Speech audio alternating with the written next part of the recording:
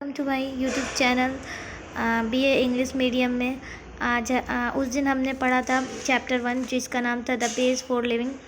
Okay, आज इसके बारे में कुछ डिटेल में मैं आपको बताना चाहती हूँ जो कि इम्पॉर्टेंट है आपके एग्ज़ाम को लेके। सबसे पहला है कि अबाउट अथर, जो कि पूछा जाता है अथर के बारे में। ओके, तो आइए हम जानते हैं क्या कहा जा रहा है। इसका आप चाहे तो नोट्स बना सकते हैं अगर आपको याद रखना है एग्ज़ाम के लिए तो, या आप बोल सकते हैं मुझसे, मैं आपको इसका पीडीएफ दे दूँगी। देखिए, अबाउट अथर की बात करें तो फुल नेम है रे कार्टियन हचिंसन। ओके, आरसी हचिंसन इनको शॉर्ट नेम में कहता है। रे कार्टियन हचिंसन का नाम है पूरा इनका। इनकी पैदाइश जो है 23 जनवरी 1907 में हुई थी। ओके, और इनका जो डेथ है 3 जुलाई 1975 को लंदन में हुआ था। ओके, देन आता है हमारे पास he was the best selling British novelist. बहुत अच्छे, मतलब सुपरलेटिव डिग्री में, मतलब इनका जो था बेस्ट से भी बेस्ट जो था ना ब्रिटिश नॉवलिस्ट। ओके, देन आता है his novel Rising was shortlisted for the Booker Prize in 1976। इनका लास्ट बुक था राइजिंग, जो कि शॉर्ट लिस्ट हुआ था बुकर प्राइज़ के लिए। ठीक है, देखिए, he was known as British novelist. ये ब्रिटिश नॉवलिस्ट के नाम से भी जाना जाते हैं। एजुकेशन की बात करें इनकी तो ऑक्सफोर्ड बीए यूनिवर्सिटी किए थे। ओके, इनकी वाइफ की बात करें तो मार्गारेट ऑन जॉनसन की वाइफ का नाम है। इनकी डेथ की बात करें तो he death before completing the last chapter of his novel rising. देखिए, यहाँ पर मैंने बताया कि इनका लास्ट बुक है, लास्ट नॉवल है। ठीक है, और जो कि इनका नाम है राइजिंग, नॉवल का नाम है। इनकी डेथ के पहले, मतलब डेथ के बाद, जो कि लास्ट चैप्टर उनका था उससे पहले ये डेथ कर गए थे। ओके, अगर राइजिंग की बात करें तो ये पूछता है एग्ज़ाम में। राइजिंग की बात करें तो देखिए, इनका पब्लिश जो हुआ था सितंबर 1976 को, और शॉर्ट लिस्ट में जो बुकर प्राइज़ के लिए आया था 1976 में। ओके, 1976 में, और जो पब्लिश का हुआ था 1976 में, लेकिन सितंबर में। ओके, नॉवेल्स इनकी बात करें, नॉवल कितने लिखे तो 17 लिखे, और शॉर्ट सीरीज़ जो 28 लिखे उन्होंने। ठीक है, और नॉवल की बात करें तो 17 लिखे। देन आता है हमारे पास question answer. Okay, question answer देखिए, शॉर्ट आंसर लिखा गया कि where did the writer watch the play. मतलब राइटर जो है कहाँ देख रहे थे अपना प्ले। यहाँ पर क्लियर नहीं दिखाई दे रहा होगा, क्वालिटी में फ़र्क हो गया, सॉरी टू से, मैं इसके लिए आपको माफ़ी मांगना चाहती हूँ।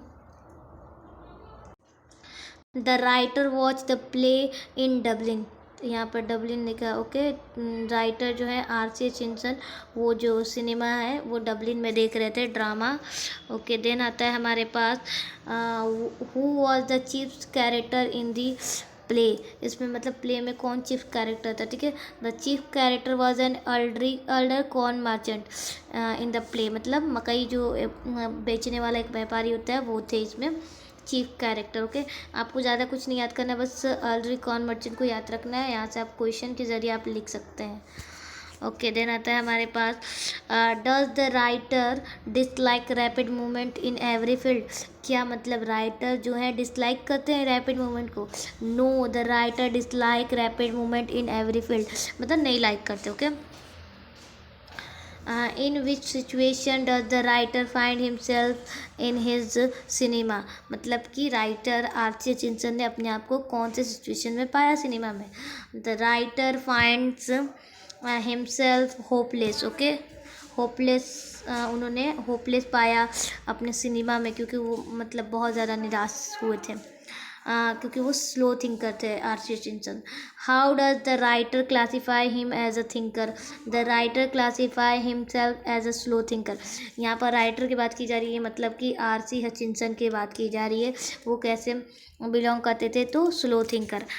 तो हमने आपको दो, ठीक है, यहाँ पर आ गया दोबारा से। ओके, हमने आपको देखिए यहाँ पर क्या लिखा गया है, इसके कुछ वर्ड होते हैं बुक में दिए हुए थे, तो मैंने इसको भी ले लिया। देखिए, फंटास्टिक ये पूछे जाते हैं, इसको करेक्ट में लिखना होता है। देखिए, स्पेलिंग मिस्टेक है यहाँ पर, तो आप देखिए यू लिखा हुआ था यहाँ पर, फंटास्टिक को सही लिखा गया है, फिर एनसीट को भी सही लिखा है, कंप्लेंट को भी सही लिखाना चाहिए, ठीक है। करेक्ट को स्पेलिंग को, ग्रेटफुल को भी, 19 को भी, और ग्रांटेड को भी, ठीक है। ये बात ध्यान रखिएगा, ये एग्ज़ाम में आते हैं, बहुत ज़्यादा ही इम्पोर्टेंट है, वेरी वेरी इंपॉर्टेंट है। देन आता है देखिए, हमने आपको चैप्टर 2 पढ़ा दिया था, मी एंड इकोलॉजी बिट, जिसमें कि जिम नाम का एक लड़का था जो कि इकोलॉजी के बारे में लोगों को समझाता था। उसका जो पेपर रूट का था, ओके, कौन से रूट का था, तो पेपर रूट का।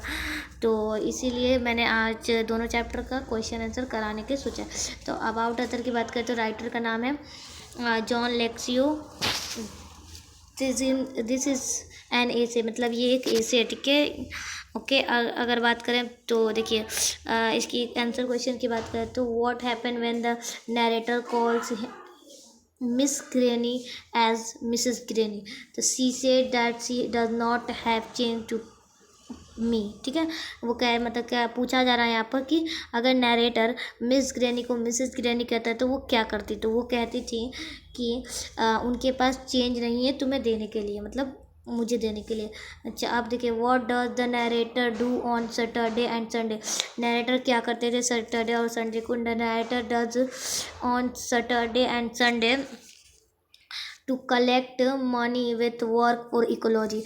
देखिए नरेटर जो है ना सैटरडे और संडे को ना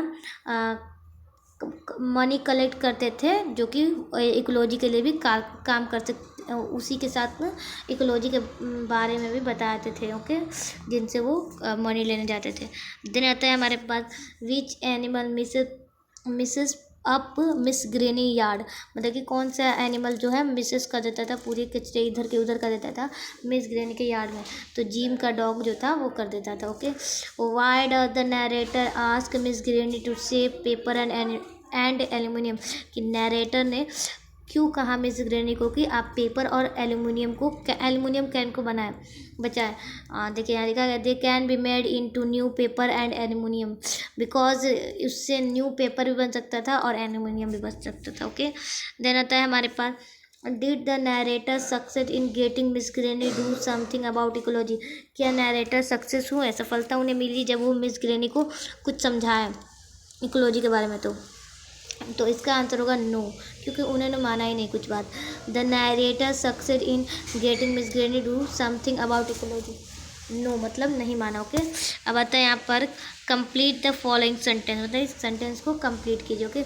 it is very dash, okay, dash है यहाँ पर, work for this ecology beat. देखिए इकोलॉजी के लिए क्या काम आसान तो होगा नहीं, तो हार्ड होगा, okay. Human use too many dash thing, देखिए मी एंड इकोलॉजी बीट में बताया गया इस चैप्टर में कि औरतें जो हैं ज़्यादातर इलेक्ट्रिसिटी का यूज़ करती हैं। Nobody went to do anything about ecology, सब कुछ बताना चाहता है इसके बारे में, लेकिन कोई कुछ करना नहीं चाहता, किसके बारे में, इकोलॉजी के बारे में। The narrator drives his dash round and round his backyard all summer and snow mobile winter में, कि नरेटर क्या चलाते थे, तो मोटर बाइक चलाते थे, okay.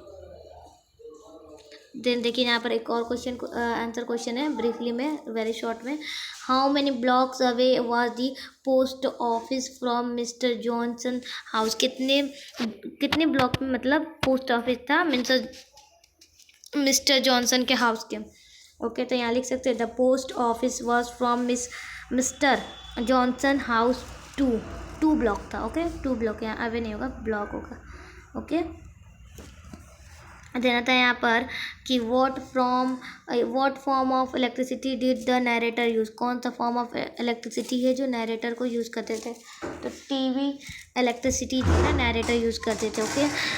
Why did mister Johnson think that the narrator, ठीक है, why did the mister Johnson think that the narrator did not follow the principle of walking, कि मिस्टर जॉनसन को ऐसा क्यों लगता था कि नरेटर खुद नहीं फॉलो करते प्रिंसिपल ऑफ वॉकिंग का, ठीक है। Because the narrator did not follow the principle of ecology the narrator had killed grass and trees, कहने का मतलब जब वो गर्मी में मोटर बाइक चलाते हैं नरेटर यानी जिम, तो वो खुद भी तो मतलब छोटे छोटे पौधों को किल करते जाते हैं ना, इसलिए।